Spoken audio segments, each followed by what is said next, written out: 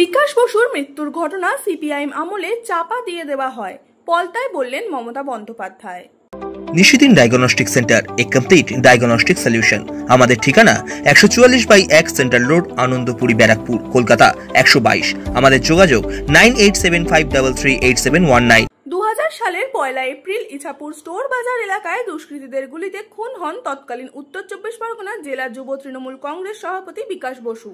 সেই ঘটনায় নাম উঠে আসে তৎকালীন তৃণমূল কংগ্রেস নেতা তথা বর্তমান ব্যারাকপুর লোকসভা কেন্দ্রের বিদায়ী সাংসদ তথা বিজেপি প্রার্থী অর্জুন সিং এর। সেই ঘটনা সিপিআইএম আমলে চাপা দিয়ে দেওয়া হয়েছে বলে পলতায় জনসভায় এসে দাবি করলেন তৃণমূল কংগ্রেস সুপ্রিমো মমতা বন্দ্যোপাধ্যায়। তিনি নাম না করে অর্জুন সিং এর বিজেপির ওয়াশিং মেশিনে গিয়ে স্বচ্ছ হয়ে যাওয়ার বিষয়কে কটাক্ষ করেন এবং বলেন,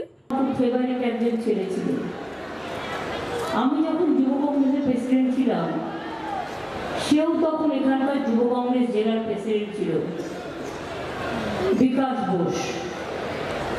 আপনারা জানেন তখন সিপিএম এর আমল পুরো মৃত্যুকাণ্ডটা চাপা দিয়ে দেওয়া হয় এবং আমি নিশ্চয়ই নাম বলবো না, কিন্তু নামটা আপনারা গেস করে নিতে পারেন কে সেদিন ওকে খুনটা করেছিল।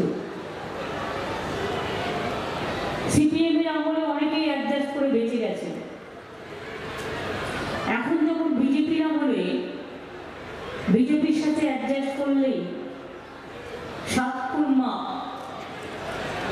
ভাজপা ওয়াশিং মেশিনে গেলেই চোর ডাকাত মাফিয়ারা লুটেরারা একদম সাদা হয়ে বেরিয়ে যাচ্ছে, কালোগুলো সাদা হয়ে বেরিয়ে যাচ্ছে। সাধ্যের মধ্যে স্বপ্নের ফ্ল্যাট খুঁজছেন?